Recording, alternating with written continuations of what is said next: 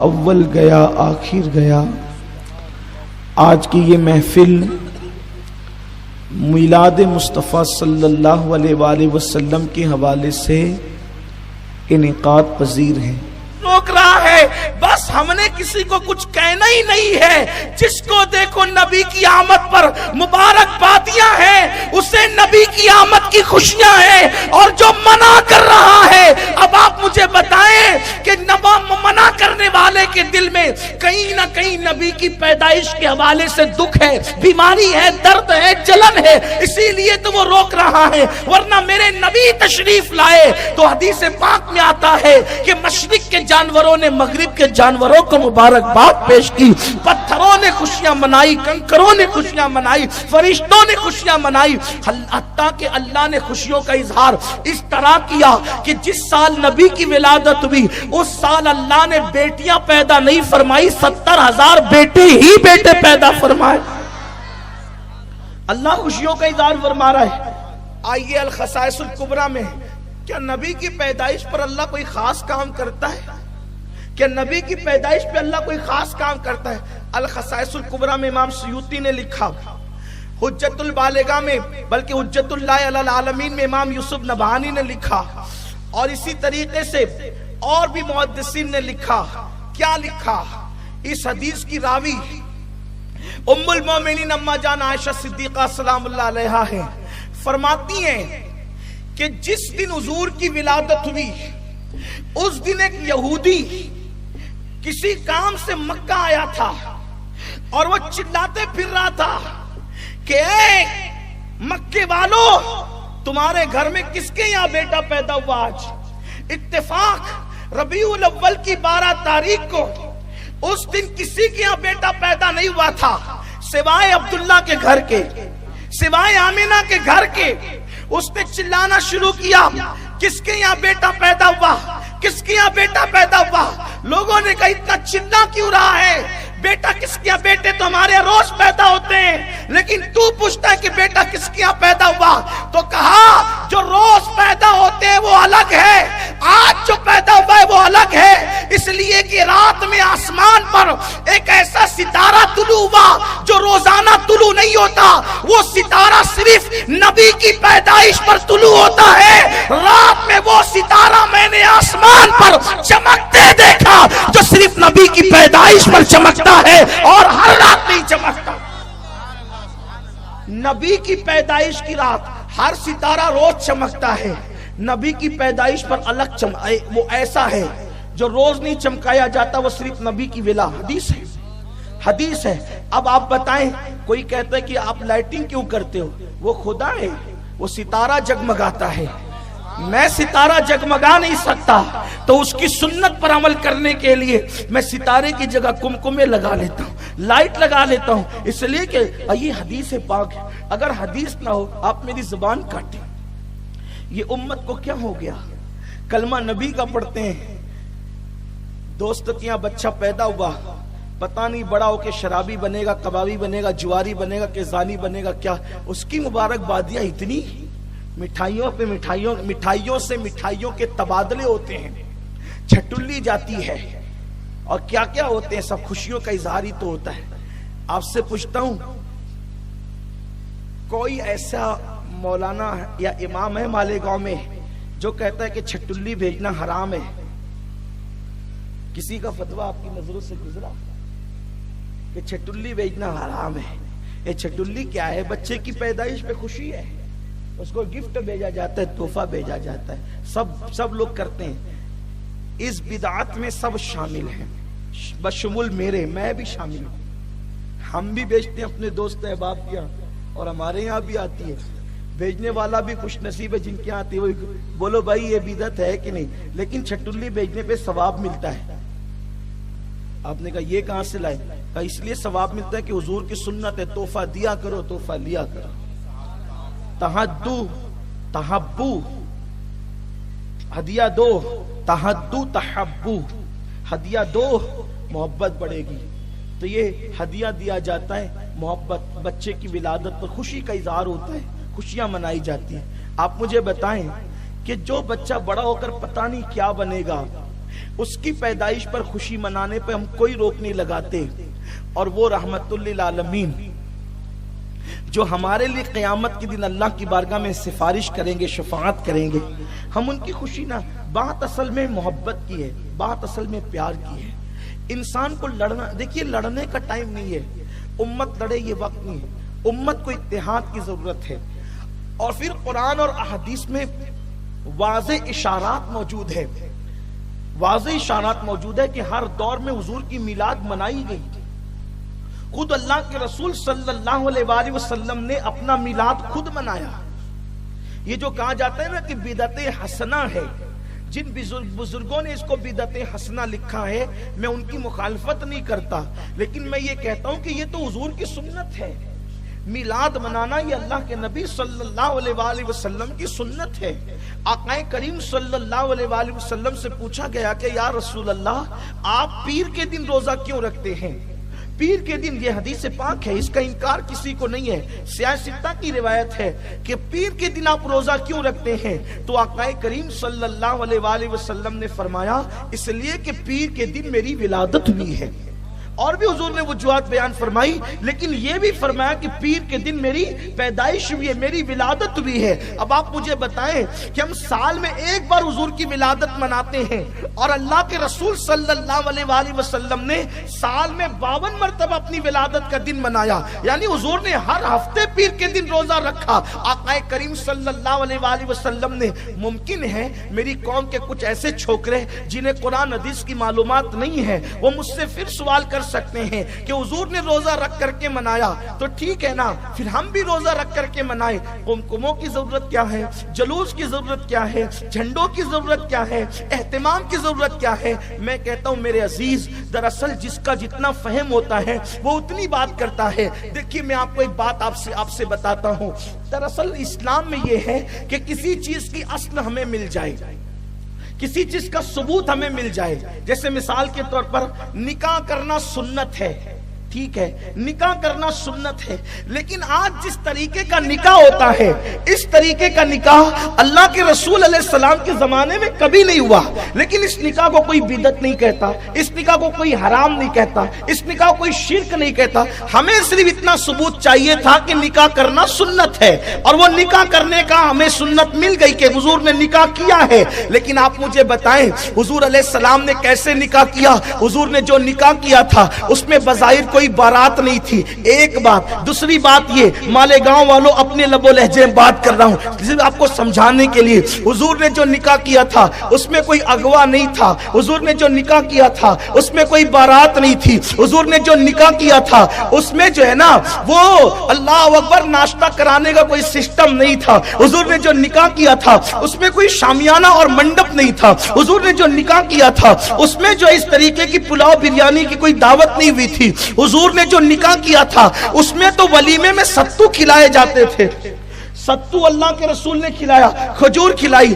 دل پر ہاتھ رکھ کر ایمان لگتی کہنا، آپ مجھے بتائیں کہ اگر بچے کے ولیمہ میں یا خود کے ولیمہ میں آپ ستو کھلائیں تو آپ مجھے بتائیں کہ 4 گالیاں دے کر کے لوگ جائیں گے، اور عوام نہیں دے گی۔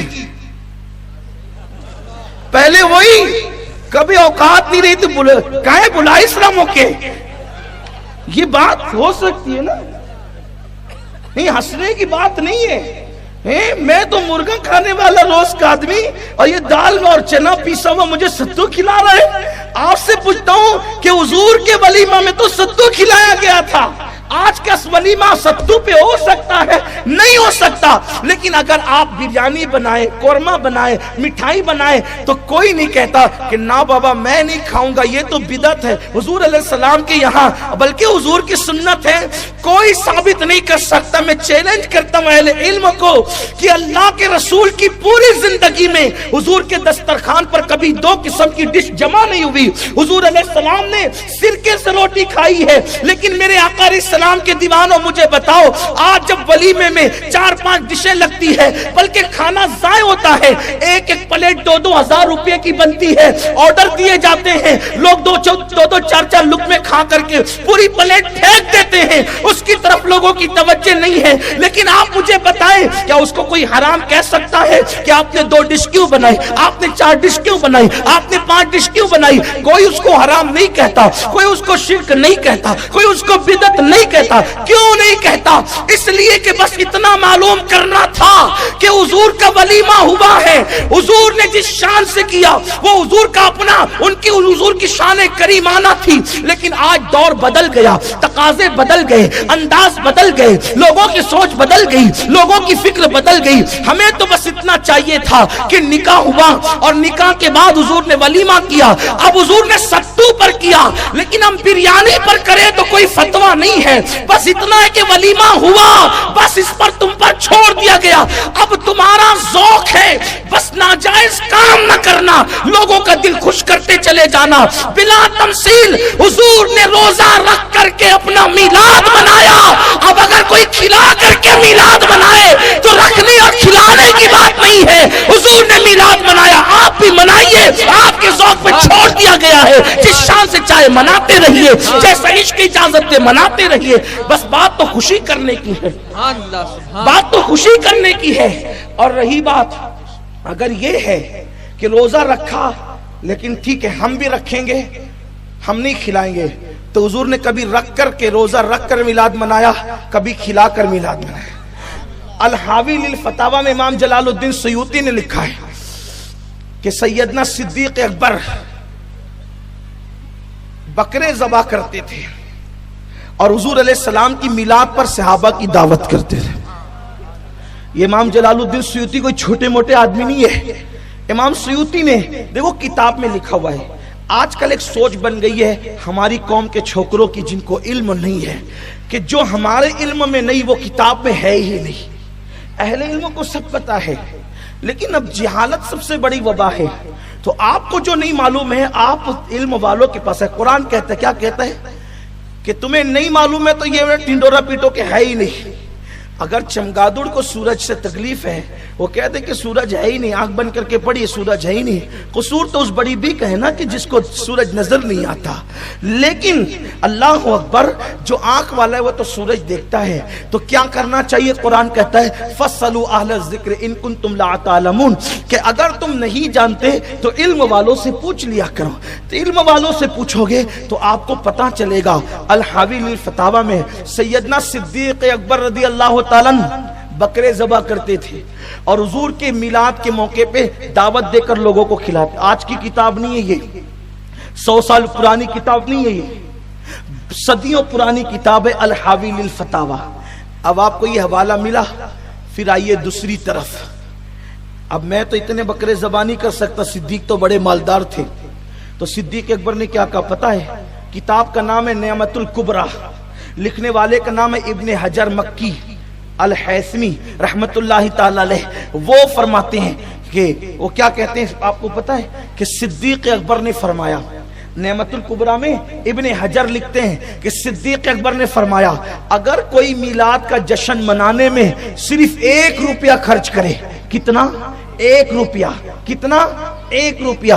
उस दौर में रुपया नहीं बना था, लेकिन दिरहम की बात की गई है। मैं आपको समझाने के लिए रुपया कह रहा हूं, वरना आप कहेंगे वो उधर तो रुपया था नहीं, आप ये रुपया कहां से लाए हदीस में? मैंने ऐसी कई हदीस में रुपये का जिक्र कर दिया तो लोगों ने कहा कि मैंने कहा अल्लाह के बंदे, रिवायत बिल माना बिरा कभी तो इस्लाम में तसव्वुर है समझाने के लिए। तो बहरहाल सिद्दीक अकबर ने फरमाया 1 दिरहम अगर कोई रसूलुल्लाह सल्लल्लाहु अलैहि वसल्लम की मिलाद पर खर्च करेगा खुशी करते हुए, तो वो अबू बकर सिद्दीक के साथ जन्नत में दाखिल किया जाएगा।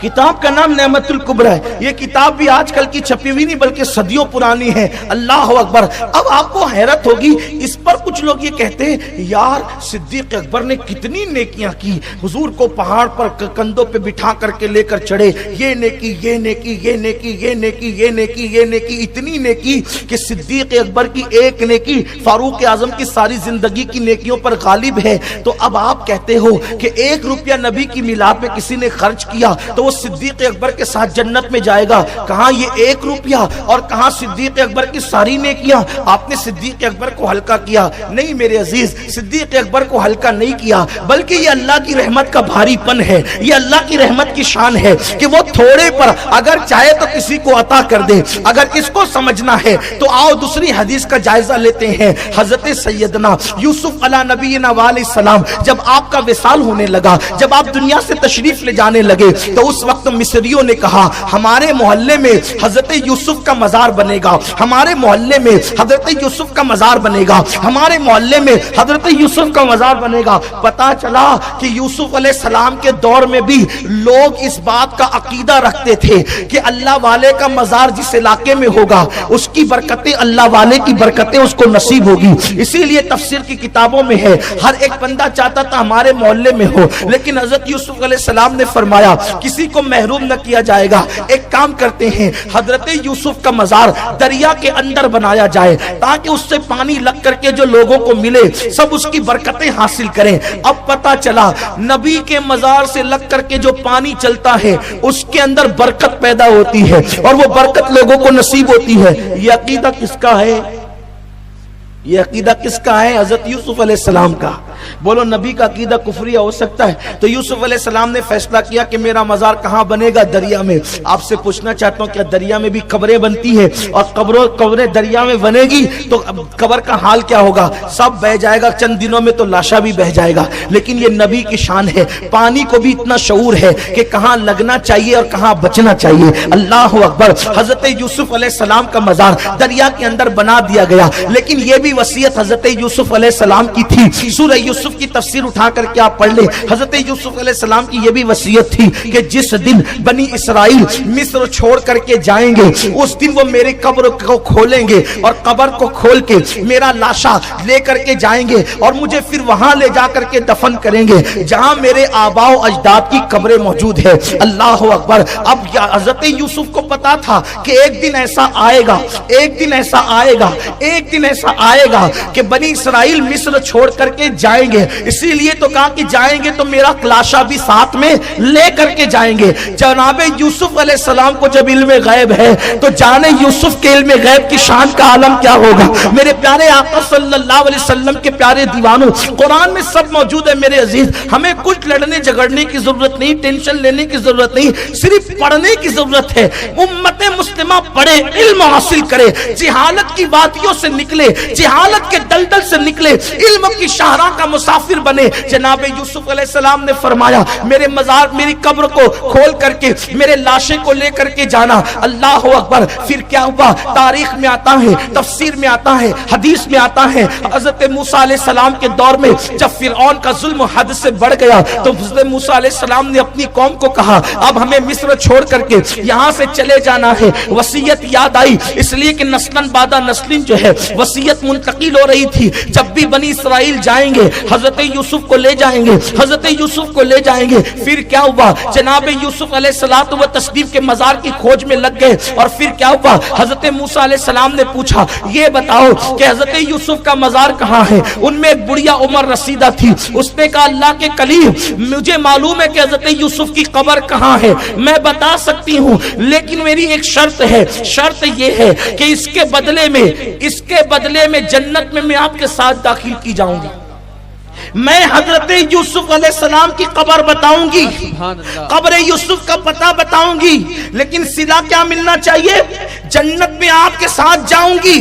حضرت موسیٰ نے کہا اوقات دیکھ. میں ساتھ ساتھ حدیث کی تشریح بھی کر رہا ہوں. اوقات دیکھ, تیرا جنت میں جانا تیرے لیے کافی ہے. میرے ساتھ, موسیٰ علیہ السلام کے ساتھ. موسیٰ علیہ السلام کے برابر وہ بڑھیا کی نیکی ہو سکتی ہے؟ بولو نہیں ہو سکتی. لیکن کس عمل پہ جانا چاہتی ہے؟ نبی کا مزار بتانے کے بدلے میں. یہ نبی کا مزار ہے, حضرت یوسف کا مزار, یہ بس یہ بتانے کے عوض میں وہ حضرت موسیٰ کے ساتھ جنت میں جانا چاہتی ہے. حضرت موسیٰ نے کہا جنت لے, میرے ساتھ آنے کی بات نہ کر. اللہ نے جبریل کو بھیجا اور فرمایا کہ میں موسیٰ سے کہہ دینا موسیٰ اگر مانگتی ہے تو دے دے, تیرا بگڑتا کیا ہے. اب آپ مجھے بتاؤ اتنے چھوٹے سے عمل پہ کہ وہ بڑھیا حضرت موسیٰ کے مزار کی نشاندہی کر رہی ہے، جب اس عمل پہ بڑھیا موسیٰ کے ساتھ جنت میں جا سکتی ہے تو میلاد پہ 1 روپیہ خرچ کرنے کے بدلے میں ہم صدیق اکبر کے ساتھ جنت میں کیوں نہیں جا سکتے؟ سبحان اللہ، نعرہ تکبیر، نعرہ رسالت، جشن عید میلاد النبی، سرکار